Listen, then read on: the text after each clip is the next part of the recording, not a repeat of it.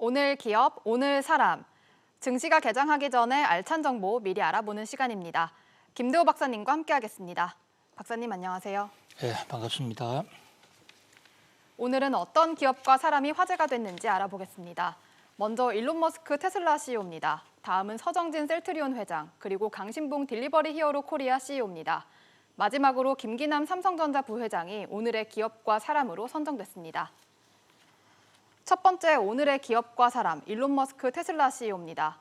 테슬라의 주가가 합리적일까요? 이런 의문을 던지는 전문가들의 목소리가 연이어 나오고 있습니다. 실제로 테슬라의 주가는 올해 700% 가까이 올랐고 포드와 GM, 토요타의 시총을 합친 것보다 2배 이상 비싼 상황인데요. 박사님, 테슬라의 거품이 곧 꺼질 거라는 지적이 계속 나오고 있어요. 예, 지금 뉴욕 증시에서는 테슬라 주가가 과연 어디까지 올라갈 것인가. 그래서 내기를 하는 애널리스트들도 참 많은데요. 네. S&P 500 지수에 들어간 이후에도 지금 주가가 계속 오르고 있습니다. 이런 가운데 미국의 유력 금융기관, 그러니까 웰스파고라는 은행이 있거든요. 네. 미국은 동쪽에 뉴욕의 시티은행이 기반을 했다 그러면 서쪽인 캘리포니아 쪽에서 가장 큰 은행 중에 하나가 이 웰스파고입니다. 이 웰스파고에서 테슬라가 제2의 아메리칸 온라인이 될 것이다 라는 경고, 이것도 이번에 경고는 그냥 단순히 주가가 좀 떨어질 것이다 정도가 아니라 곧 망할 수도 있다. 그러니까 투자자들 조심하세요. 그러면서 웰스파고 증권의 투자자들한테 편지를 보내고 또 이 애널리스트들이 미국의 그 메이저 경제 채널인 CNBC에 나와서 인터뷰까지 하는 이런 일이 벌어져서 웰스파고의 테슬라에 대한 경고장이 뉴욕 증시에 지금 파란을 일으키고 있습니다. 네, 방금 말씀해주신 아메리칸 온라인의 경우 이 90년대 후반에 닷컴 열풍을 불러일으켰던 인터넷 기업인데 어떤 점에서 테슬라와 비슷하다는 건가요? 그렇습니다. 아메리칸 온라인 하면 한 10여 년 전에 컴퓨터를 썼던 사람은 다 기억하시겠지만 저도 미국 유학을 했을 때 당시에 인터넷은 아메리칸 온라인, AOL을 사용하고 있었어요. 네. 그런데 어느 날 갑자기 그냥 한순간에 훅 가더라고요. 그러니까 아메리칸 온라인 하면 90년대에 닷컴 열풍을 이끌었던 주도주이고 마치 오늘날 테슬라 주가처럼 끝도 없이 계속 올랐습니다. 그런데 99년 닷컴 버블이 일어나면서 주가가 떨어지기 시작했고 또 그때 공교롭게도 구글이 검색 분야에 본격적으로 뛰어들었거든요. 네. 지금 웰스파고에서 테슬라에 경고장을 보내면서 내놓는 논리 중에 하나가 애플이 전기차가 나오는 게 마치 90년대에 이 구글이 검색을 시작한 것 비슷하다. 그렇게 되면 애플이 전기차를 본격적으로 하게 되면 그동안 테슬라의 전기차 이 우위의 독점적 지위가 한순간에 무너질 수도 있다. 그리고 특히 웰스파고에서는 이 가치 투자 관점에서 PER 지수를 구체적으로 지금 언급을 하고 있는데요. 네. 잘 아시는 대로 PER이라는 게 주가와 그 회사의 영업이익과의 상관관계, 그러니까 그 프라이스 어닝 레이시오라는 PER 지수가 있어요. 이 PER 지수가 S&P 500은 지금 평균이 20이거든요. 우리나라는 이것보다 훨씬 못 미칩니다. 그런데 우리나라는 15 정도만 넘어도 주가가 좀 과대평가됐다라고 얘기가 나오는데 테슬라는 이 PBR 지수가 무려 168배입니다. 그러니까 1원이라는 돈을 번다고 그러면 테슬라의 주가는 168로 평가가 돼 있다 이런 얘기거든요. 네. 그러니까 가치 투자론 관점에서 가면 현재 테슬라의 영업 구조를 특히 영업이익을 봐서는 주가가 높아도 너무 높다 이런 논리가 나옵니다. 그래서 일각에서는 아예 테슬라 투자할 바에야 라스베가스로 가라. 라스베가스에 가면 돈을 다 잃으면 식사 쿠폰을 줍니다. 네. 식사 쿠폰을 가지고 일주일씩 사는 사람들도 있어요. 그런데 주식 투자에서는 만약에 실패했을 경우는 한 푼도 돌려주지 않지 않습니까? 그래서 차라리 도박장에 가라 이러는데 이제 여기에 대해서 일각에서는 현재 주식은 영업 수지만 가지고 계산하는 게 아니다. 미래 가능성 때문에 계속 들어오는 사람들이 있으면 주가는 더 올라갈 수 있지 않느냐. 네. 이런 반론을 제기하거든요. 여기에 웰스파고는 여기에 대해서도 그것이 바로 바보 이론이다. 그 언제까지 올 수 있겠느냐라고 얘기하지만 과연 웰스파고의 이론이 옳을지 바보 이론이 옳을지 그것은 아무도 현재로서는 단정적으로 얘기할 수가 없고 결국은 수요와 공급에 따라 결정된다라고 밖에 얘기할 수가 없을 것 같습니다. 네, 테슬라 제품에 대해서도 잠깐 얘기를 해보겠습니다. 최근에 국내에서 충돌 화재 사고로 이 테슬라 차주가 사망하는 사건이 있었는데요. 이때 이 테슬라의 전력이 나가면 뒷문을 열 수 없다 이런 논란이 있었는데 최근에 SUV 모델인 테슬라 Y에는 이 문제가 보완이 됐다고 해요. 그렇습니다. 현재 테슬라는 전기차고 또 너무 잘 만들어져 있으니까 갑자기 사고가 나서 전기가 나가게 되면 문이 안 열리고 그럼 안에 있는 사람들은 오히려 죽게 된다. 그래서 최근에 한 판사 출신 변호사의 죽음이 이와 관련이 있다는 얘기가 나와서 지금 소비자들이 리콜 또 배상을 요구하고 있는데 새로 나온 모델에서는 아예 단전 때에 스스로 문이 열릴 수 있도록 하는 그런 장치를 모델 Y에서는 하겠다. 그러니까 테슬라 쪽에서도 신경은 쓰는데 문제는 과거 지금 나와 있는 차는 어떻게 할 것인가. 이 문제는 여전히 진행형입니다. 네, 다음 오늘의 기업과 사람, 서정진 셀트리온 회장입니다. 국내 첫 코로나19 치료제 탄생이 임박했습니다. 셀트리온이 오늘 코로나19 항체 치료제 허가 신청을 할 예정인데요. 박사님, 오늘 신청을 하면 언제쯤 치료제를 이용할 수 있게 되는 건가요? 현재 우리 식약처의 기준으로 이 치료제나 백신이 신청이 들어왔을 때 만약에 그것이 검사 결과 아무런 문제가 없다 할 때 최소 검사 요건이 40일입니다. 네. 그동안에는 이게 180일이었는데 코로나 상황 때문에 이걸 좀 더 당겨놓은 상황이거든요. 그래서 오늘 셀트리온 치료제 신청을 이제 하니까 빠르면 1월 중하순 정도면 치료제가 나올 수가 있겠죠. 그런데 이제 문제는 이 치료제가 과연 제대로 효능이 있느냐. 우선 이 셀트리온 치료제는 지금 3상을 거치지 않은 것입니다. 네. 정상적인 상태에서는 3상도 하지 않고 치료제 허가를 해줄 수가 없죠. 그런데 3상이 아예 현재 나와 있는 제품이 없을 경우에는 긴급 치료를 위해서 제한적으로 허용해주는 케이스가 있는데 이번에 셀트리온의 이 항체 치료제가 그 대상이 될 수가 있을 것 같아요. 네. 그런데 지금 이 치료제 소식 이후에 주가는 오히려 지금 떨어지고 있는 그런 아이러니한 상황입니다. 네, 마침 이 셀트리온 그룹이 임직원들에게 주식 거래 금지령을 내렸습니다. 이 코로나19 항체 치료제 허가 신청을 앞두고 내부 정보가 유출될 수 있다 이런 우려에서 금지를 시켰다고 하는데요. 그런데 최근까지 임원들이 자사주를 팔아치우는 모습이 계속 공시가 됐었죠.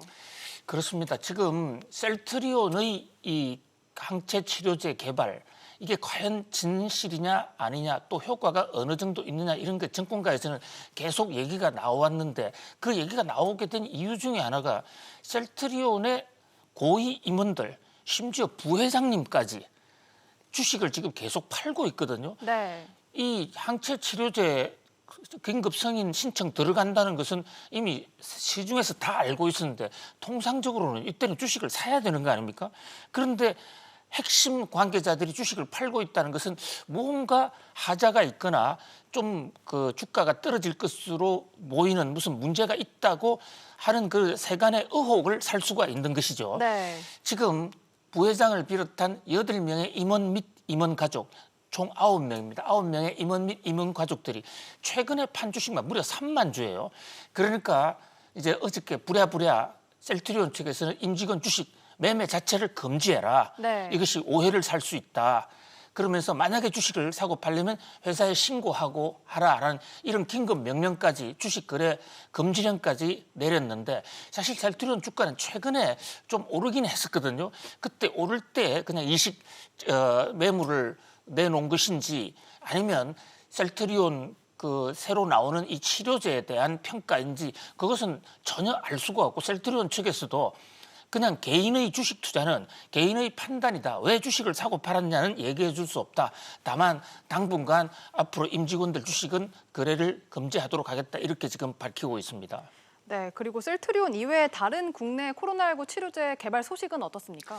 예, 지금 우리나라 국내 그 셀트리온 치료제가 다른 나라보다는 좀 앞서 있다. 이런 평가를 받지 않았습니까? 네. 그래서 사실 우리가 백신을 좀 늦게 도입한 거 그리고 좀 백신 도입에 그런 적극성을 보이지 않은 것도 우리가 항체 치료제나 혈장 치료제에서는 더 앞서가고 있다. 이런 지적을 받았기 때문인데요. 실제로 좀 앞서가기는 한데 지금 치료제라고 거의 나와 있다는 것은 미국의 렘데시비르 정도요. 길리아드. 네. 이게 지금 성공률이 30% 정도밖에 안 되거든요. 그런데 이제 거기에 비해서 우리 셀트리온, 녹십자 이런 곳에서 2상까지는 끝나고 3상에 일부 지역에서는 3상을 하고 있는데 아직까지 3상이 지금 완료되지 않았고 또 서로 우리나라에서 승인이 난다 하더라도 우리나라뿐만 아니라 미국 FDA나 또 유럽 연합, 영국 이런 데서까지 같이 지금 그 허가를 받은 상태가 아니기 때문에 아직은 가야 될 길이 조금 더 많지 않으냐, 이런 더 남아 있지 않으냐, 이런 전문가들 평가가 있습니다. 네, 세 번째 오늘의 기업과 사람, 강신봉 딜리버리 히어로 코리아 CEO입니다. 독일의 딜리버리 히어로가 요기요 대신 배달의 민족을 택했습니다. 어제 공정거래위원회가 배민을 인수하려면 요기요를 매각해야 한다는 조건을 내걸자 이를 받아들인 건데요.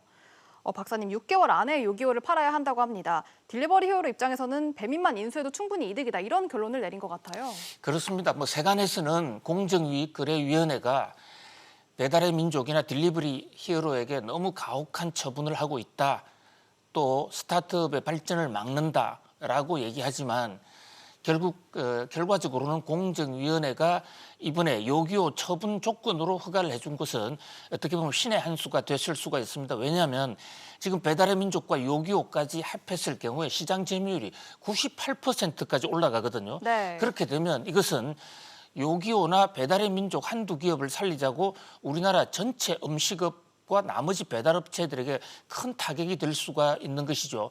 어쨌든 이 딜리버리 히어로에서는 어저께 공정위원회의 결정에 대해서 좀 유감이지만 그래도 받아들이겠다. 요기요를 6개월에 팔고 배달의 민족과 흡수 통합을 하겠다고 공식 밝혔습니다. 아마도 이것은 지금 배달의 민족이 하나만 해도 충분하다, 이런 판단이 깔린 것으로 보여요. 왜냐하면 네. 배달의 민족의 시장 지배율이 지금 75%에 육박하고 있거든요. 네.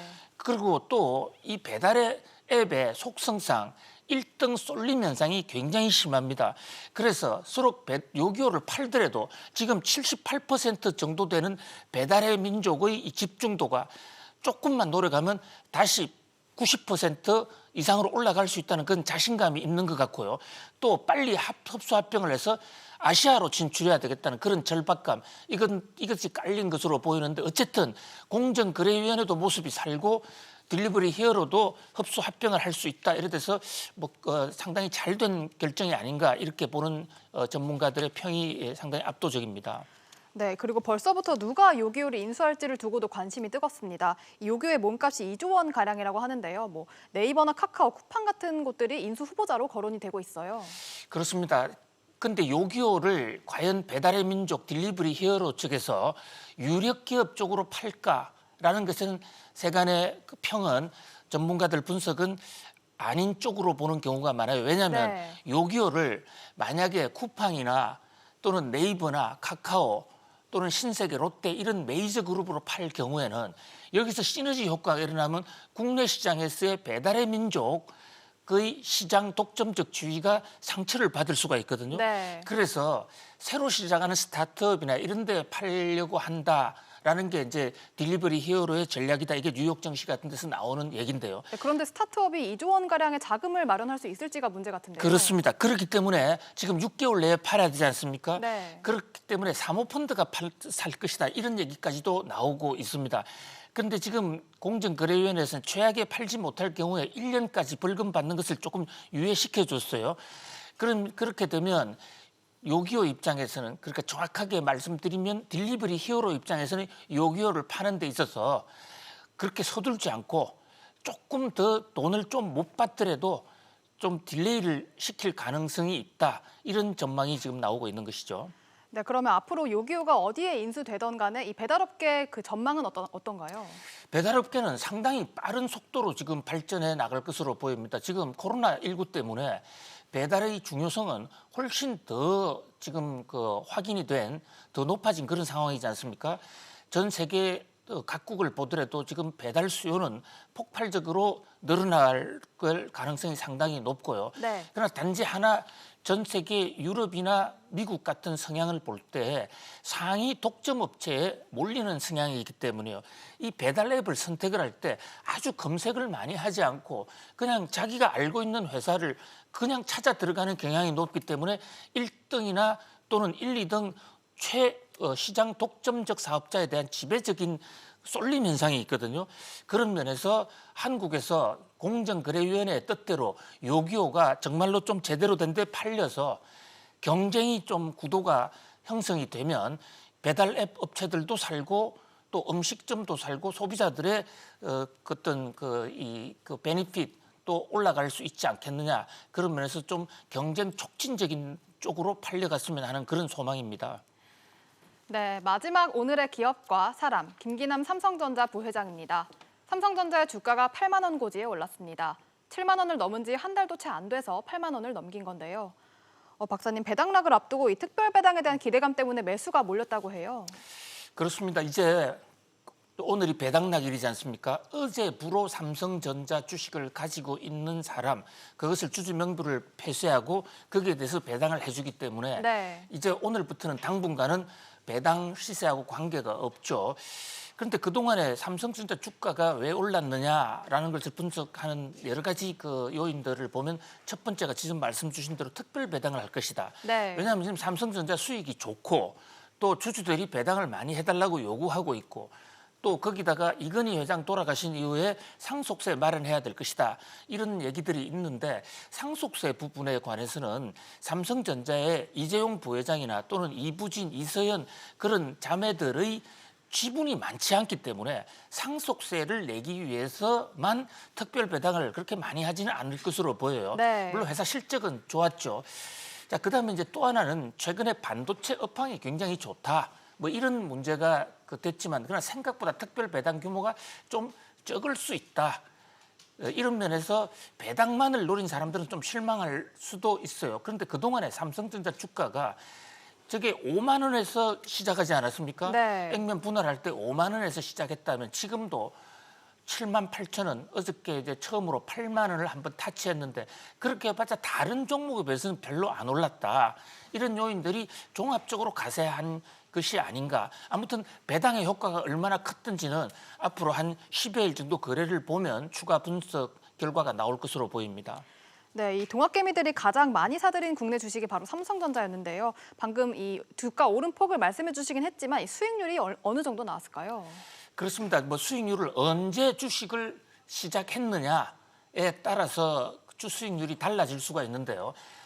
동학개미들 그러니까 코로나19가 시작되기 직전 상황에 삼성전자의 주가가 6만 8천 원까지도 올라갔거든요. 네. 그때를 생각한다면 그때 고점에서 샀던 분들은 지금 이렇게 8만 전자가 돼도 수익률은 한 40%에 불과하다.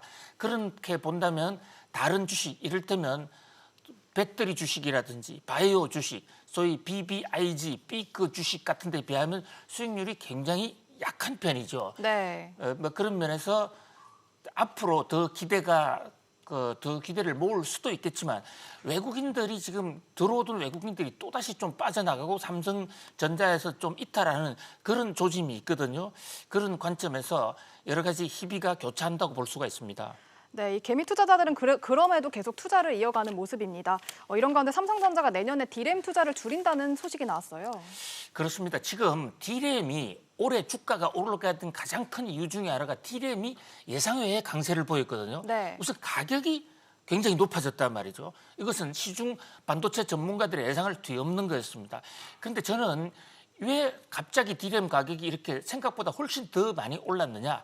이것은 외생 변수가 하나 있었어요. 우리가 생각하지 못하던 마이크론이라는 반도체 D램을 집중적으로 생산하는 회사 있지 않습니까? 네. 그 회사의 생산 공장에 불이 났습니다. 그래서 갑자기 생산이 안 된 거예요. 거기다가 또 D램 이 마이크론이라는 회사가 대만에 공장들을 많이 두고 있는데 이게 지진이 일어나가지고 제때 생산을 못한 거예요. 그러다 보니까 가격이 폭등을 한 건데 삼성전자 입장에서는 D램 자체의 수요가 폭발적으로 늘어난다고 보지 않는 것입니다. 그래서 내년에 D램 공장을 생산하기보다는 오히려 파운드리 쪽으로 더 역점을 두겠다. 뭐 그런 쪽의 전략. 이것이 앞으로 반도체를 전망하는데 삼성전자가 왜 D램을 더 늘리지 않느냐. 이 대목을 굉장히 예의주시할 대목으로 생각이 됩니다. 네, 지금까지 오늘의 기업과 사람 알아봤습니다. 내일도 알찬 정보로 돌아오겠습니다. 박사님 감사합니다. 고맙습니다.